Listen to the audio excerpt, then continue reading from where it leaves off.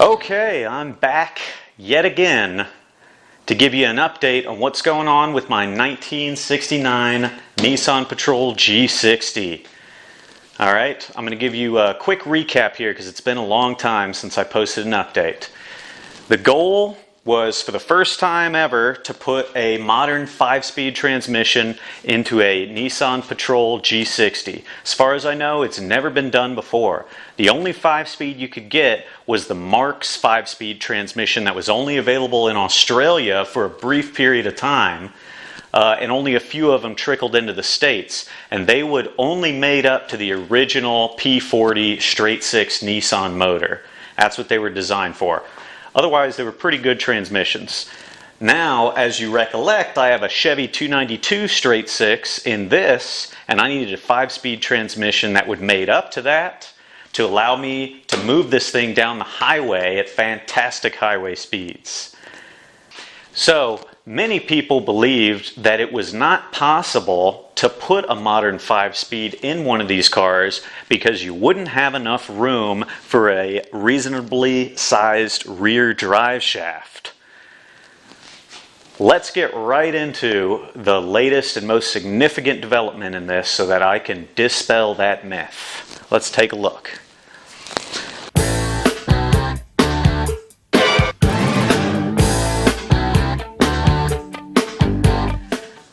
Okay, so this is what we've been waiting for the whole time, to see if you could fit a drive shaft behind a modern transmission, which in this case is a Dodge variant of the NV4500 5-speed transmission.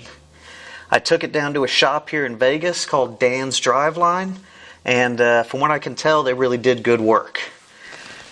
Let me show you what we're dealing with here. So firstly, this was their solution for me for a rear transmission mount.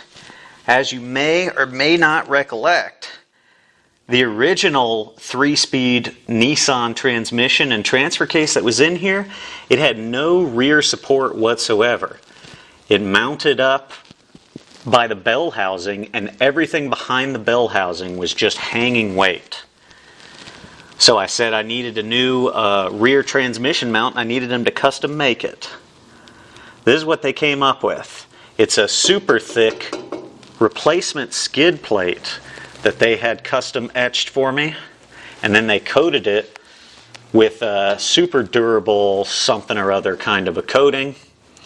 And you can see right there, those are the bolts that are holding up the rear transmission mount. See if you can see that in there. Yeah, you can see it right back there. It's a little bit moist in here because I had a little bit of fluid dripping from the bottom of the transmission, but that's the mount. And the skid plate is actually what's holding up the weight of the transmission. The stock skid plate probably couldn't do that, but this is some extra thick shit that they did for me, and I gotta say it looks pretty effective. So, if you take a look over here, I'll show you the front drive shaft first. They went with a skinny solid bar so that I would have the clearance underneath the cross member here. Take a look right there. You can see there's plenty of clearance given the limited range of the front shocks in this thing.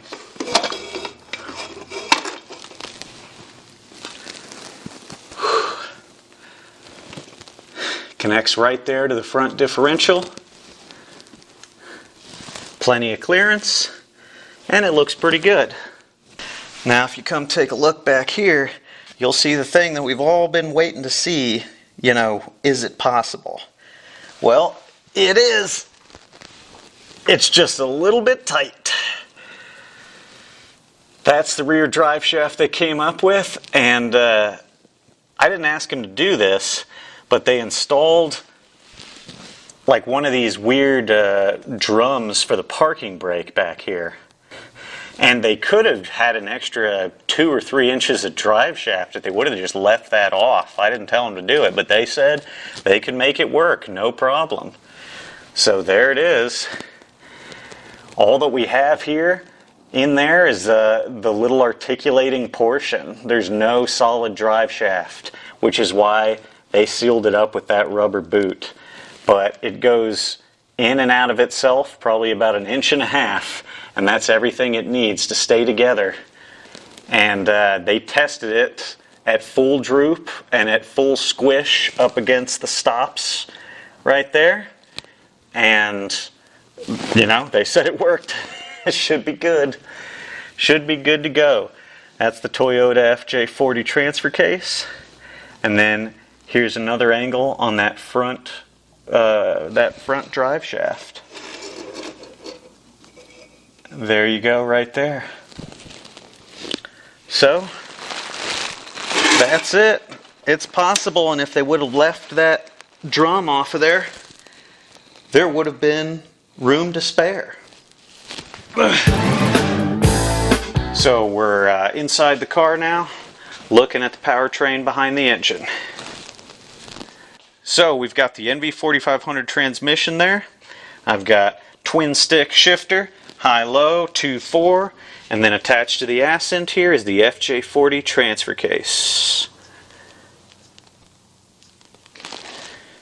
The twin shifters were a real pain in the ass to put on there. I'm still going to change this attachment mechanism again, but you can check out my previous video to get more details as to how I built that. But it does function. I haven't locked down the shifters yet, so they're still pivoting around and everything. I want to make sure I got the length and the bends correct, and then I'm going to tack them in. The instructions from Advanced Adapters tell you to weld them into these little plates here, so you can pop it right out.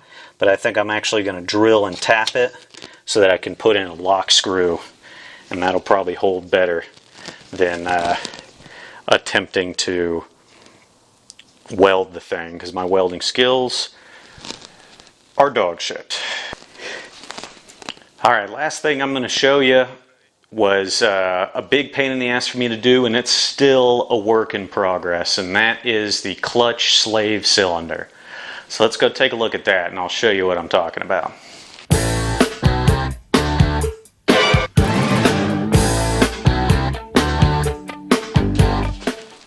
Alright, coming over here to take a look at the clutch slave cylinder. Like I said, it was a big pain in the ass, and I'll show you exactly what I had to do to get it to work. Alright, here's the slave cylinder right here, and as you can see, all I have is a 90-degree bent piece of metal that's actually for setting up frames of houses. I got it at Lowe's, and I drilled it out so that I could install the stock slave cylinder from the 292. This was actually what was moving the moving the clutch arm on the original 3-speed too. I got a slave cylinder from Advanced Adapters, but it didn't have enough action in it. I had to fabricate that bracket in order to install the old slave cylinder so that I would get more action, but I still want to get a different slave cylinder that'll give me even more action.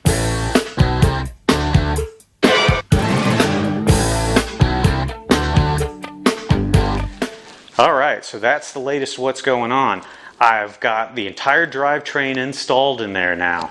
Chevy 292 engine, Dodge NV4500 transmission, Toyota transfer case, and Nissan axles. I've got a little bit of everything, and it's guaranteed to work eventually.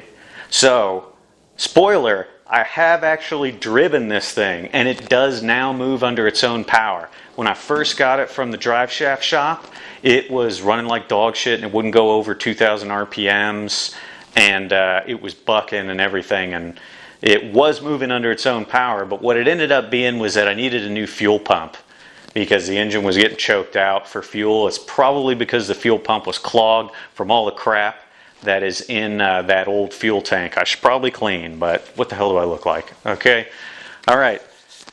So there is one issue though, and that is that transmission is dog shit. Unfortunately, it doesn't look like it was assembled correctly, even though it's a brand new transmission.